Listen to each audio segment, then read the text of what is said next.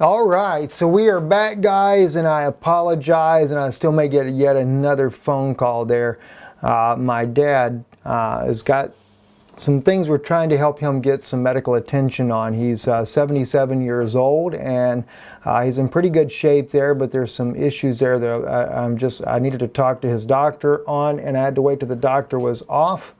And they called me, of course, at the time I'm doing the broadcast. But it was very important because we were running out of time on getting him some medical help on certain things that he needs help on. So keep him in prayer, if you would. Anyway, let's get right back into this broadcast here, what we were talking about earlier. And listen, friends, I fully am aware there's a lot of people that believe that Nibiru or Planet X is not real. They're saying that Zachariah Stitchin, that he was wrong on his information. I personally have never gone into Zachariah Stitchin myself.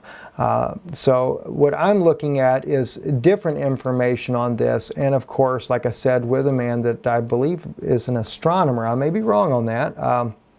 I know we were talking a little bit about his expertise and maybe an amateur astronomer. I'm not sure, but I know he's highly educated on the information that he's sharing with me. But again, whether it be a near miss with a planet like this or an asteroid or whatever the case may be, nonetheless, it's just strange that the Silk Road Initiative, this New World One Road, One Belt, One Road Initiative, whatever you want to call it, is focused only on this region of the world. And maybe that's because there's a nuclear war between Russia and the United States, because when you look at the maps as well, the main part of Russia, other than Moscow, we don't see any of the Silk Road there.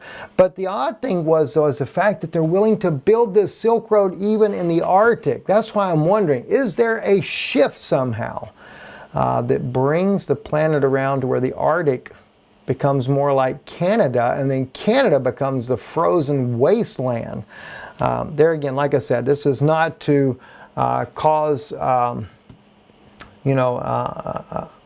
flat earth people a bunch of headaches to hear this, but these are things that I'm looking at personally and just wanting to share that type of information with you. And you just cannot help but wonder what's going to happen. After all, we know that the United States is believed to have some unbelievable, unprecedented earthquakes, tidal waves, and there again, I wondered that about Europe and the Syrians and them being swallowed up by tidal waves on the coastlines there, and maybe why that they put the refugees in the coastal communities and not on the inland Eastern Europe portions of land. So who knows? Can't really say, but that's just some thoughts I wanted to share with you guys. And also, listen, I had a friend there put in a post, and I'd seen this post before already about the dedication. Let me see if we can find this real quick. The dedication of the altar in Israel. The dedication of the altar there, and that's coming up. The 70 nations have been invited. Yes, I was aware of that. I was actually going to do a separate video on that either tomorrow or so, that Israel is doing on this. This is that altar. I've actually seen, that's not the altar itself, I apologize, because it's made out of stone. I've seen the one that they actually made. I've been there before. But yes, Israel is calling for 70 nations to come to the dedication of this. Things are going to happen very rapidly, friends. And I'm going to tell you something. I am totally not a Talmudist. And for the Sanhedrin to be doing so, I stand with the Jewish believers of Yeshua. And I also stand with the Jews that have not recognized him, hoping that they will recognize Yeshua to be Mashiach.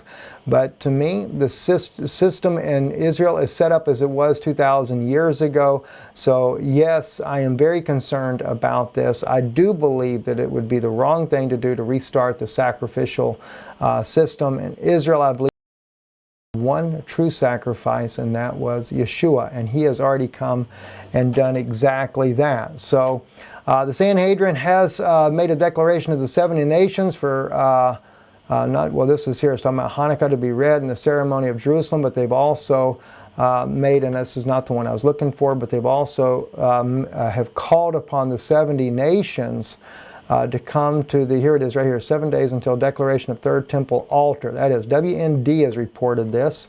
I was on the wrong website. I was still showing the same pictures. I said, invited the Sanhedrin to this dedication, the rebuilding of the temple next Monday, the last evening of Hanukkah, by consecrating a stone altar and reading of the Declaration of All Nations, intended as an invitation to participate in receiving its blessings.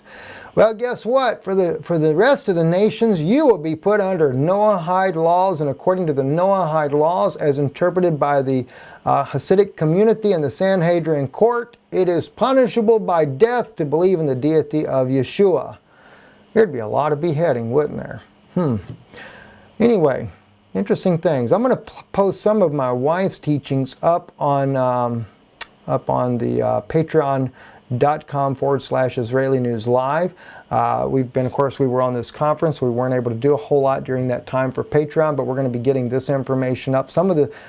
Quite a few of the controversial subjects will go on Patreon the next day or two here. I'll try to get that started up tomorrow. I still got other meetings tonight that I have yet to do, so I'll be cutting it short for the rest of this broadcast. Trust it is a blessing for you, and of course, Erev Tov, good evening. In a world of Ein Shalom, there is no peace.